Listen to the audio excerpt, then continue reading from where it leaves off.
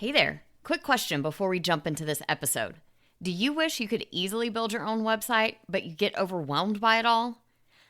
If that sounds like you, then allow me to introduce Savvy DIY Site. Half course, half gorgeous website templates designed by yours truly to help you DIY your first WordPress site, redesign your existing one, or migrate from another platform to WordPress, even if you're not very techy or you have no idea where to start. Forget spending hours figuring out the basics or feeling stuck with a website that doesn't really represent you. With Savvy DIY Site, you'll build your website with my step-by-step guidance, easy-to-follow video tutorials, and pro-designed templates that make building your site a breeze. Plus, you can customize everything to fit your unique style and brand so your website looks just like you want. Whether you're launching your first site or updating an old one, Savvy DIY Site gives you the tools and confidence to do it yourself and do it well. Join now and start creating a website you're proud to share. Visit savvydiysite.com to learn more and get started building your website today. Hey TPT sellers, ready to see growth in your business? You're in the right place. Welcome to the Savvy Teacher Seller. I'm Kristen Doyle, and I'm here to give you no-fluff tools and strategies that will really make an impact on your sales. Let's get started, y'all. Hey, and welcome to today's episode. I'm your host, Kristen Doyle, and today we are talking about one of my favorite things, and that is web design. Now, before you check out and think, I am not a web designer, let me just clarify what we are going to talk about today. Today, we are diving into the visual side of designing your own website. Whether you're DIYing your entire website, or maybe you're just making a few new pages to go along with your existing site. For most of us, at some point in our entrepreneurial journey, we dabble in the world of website design, even if it's just for a page or two here and there. And when you do, you want to make sure that your site is not just functional, but is actually beautiful as well. And we have already talked a lot recently about website mistakes that people might be making, those essential elements that you need to have on your site. But today we're diving into the design side of things because we want to make sure that your site is not just functional, as important as that is. We also want it to be beautiful as well, because we want people to show up on your site and immediately see you as a professional, as someone they can trust, and just want to stick around because your site is so beautiful. So let's dive into some design mistakes to avoid when you DIY your website. The first one is to avoid inconsistent branding. You want to make sure that you are keeping your colors, your fonts, the logos that you use consistent across all the pages of your website. Now, I know it is so fun to experiment with different fonts, different colors, different styles for things, but save that for new products you're creating, maybe for some social media images here and there, especially in places like your social media stories where you can just try out new things and then they disappear after a while. But when it comes to your website, brand consistency is so important. Every page on your website needs to feel like it is a seamless extension of the page before it that someone might have been on. You want to use the same color scheme, the same font styles, and of course, the same logo across all of your pages to build that brand recognition and consistency, because this really does build trust and a sense that you are a professional. The second mistake I see a lot of DIY designers make is overusing fonts and colors. When it comes to your website, you should really stick to a simple color palette of maybe 2 to 3 colors and a limited number of fonts. Again, just a couple of different font styles. This builds that same brand consistency that we just talked about. So keep in mind that when it comes to your fonts and colors, less is more. You want to choose a couple of fonts, one for your headers, one for your subheaders, and one for your body text. And when it comes down to it, these might not even be different fonts. It may just be a different style of the same font. bold versus normal weight, capitals versus not, that sort of thing. For your colors, you want to choose a main color palette with 2 to 3 primary colors that you are using consistently. This is especially important with your buttons. You want to make sure all of your buttons are in the boldest color in your color palette and that you use that color for every single button. It really should be a color you're not using very much in places other than those call to action buttons, because that will train people that when they see that color, that is somewhere they need to click. So make sure you're choosing your fonts and colors and using those consistently. All right, number 3 is a lack of something called visual hierarchy. Now, that is a design term that you might not have heard before, but it is important because it helps to guide your visitors' attention through your page. You can use different sizes and different colors, as well as different font styles, like we were just talking about, to highlight key parts of your site, like headlines and subheadings and calls to action. So you want to make sure that you are using that visual hierarchy to guide people from one thing to the next. Your headlines need to stand out. They should be the bigger font sizes as opposed to your body text, maybe bulleted lists and things. Those would be a little smaller. And those call to action buttons need to be impossible for people to miss. Next up, make sure you are not ignoring white space. I know a lot of times we feel like we need to cram as much as humanly possible into our pages because we want to make sure everyone sees things, and especially want to make sure that they know that there's more content below the scroll. But keep in mind that white space is your friend. It is not a waste of space. It is a tool that helps you to break up text and make your site more readable.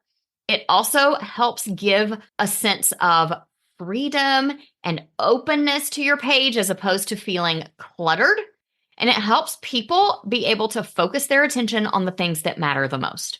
So make sure you're leaving plenty of white space between the different sections on your pages and between elements within each section. Mistake number 5 is using low quality images. And I see this over and over when people are DIYing their site and they may not feel like they can afford or have time to hire a professional to take photos. But it really does matter the quality of the photos that you're putting on your website. So if you can, I recommend that you invest in high quality professional photos of yourself as well as your products. And if you can't, then take the time to learn to use your camera settings, to use quality lighting, and to find some apps for editing your photos so that they look bright and clear and professional. High quality images really can make or break your website's design. So if you can use professional photos, definitely do it. For everything else, make sure that the photos you're taking are high resolution and that they're well lit. Now, if you need to, you can always rely on stock photos, and there are some great stock photo sites that I use and love and recommend. I know you've probably heard of a lot of the bigger stock photo sites out there. So I am going to share some of my favorites that are all woman-owned small businesses, and I just love to support other women entrepreneurs. So here are a few that I love and use on a regular basis.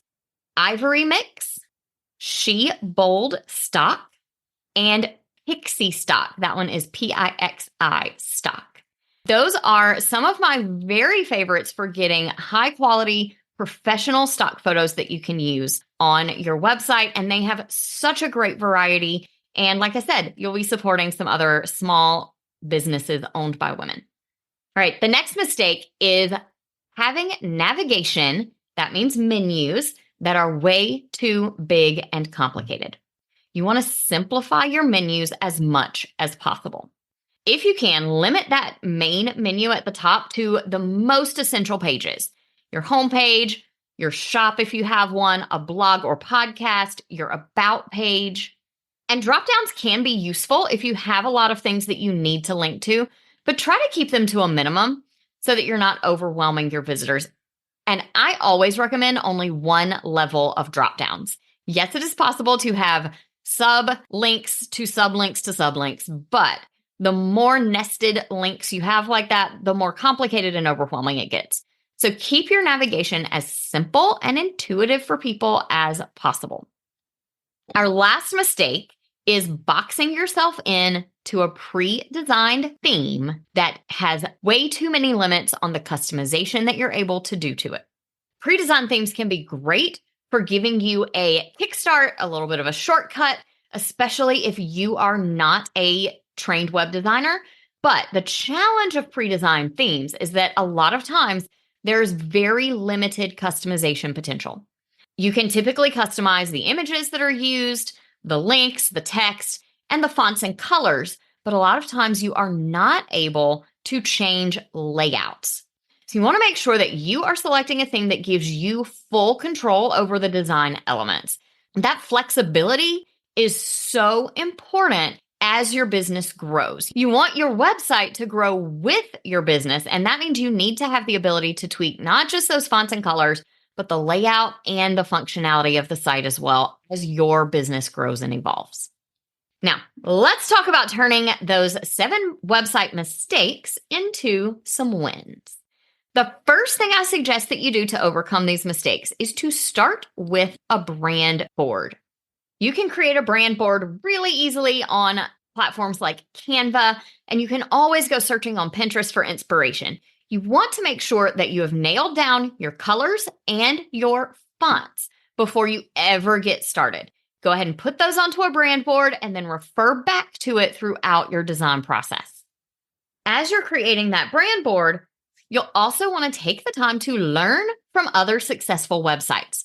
Look at those sites that you admire within your niche, but also specifically look at sites you like that are out of your niche. And notice what they're doing well in terms of design and user engagement and how you're able to navigate around their sites. How do they lay out their content? What do you see that makes their site visually appealing? Take some screenshots, maybe add those in alongside your brand board and use those as inspiration when you're creating your own site. Now, of course, when I say inspiration, I do not mean copy. Definitely do not copy anyone else's website design or their page copy. That means the text that's on their pages.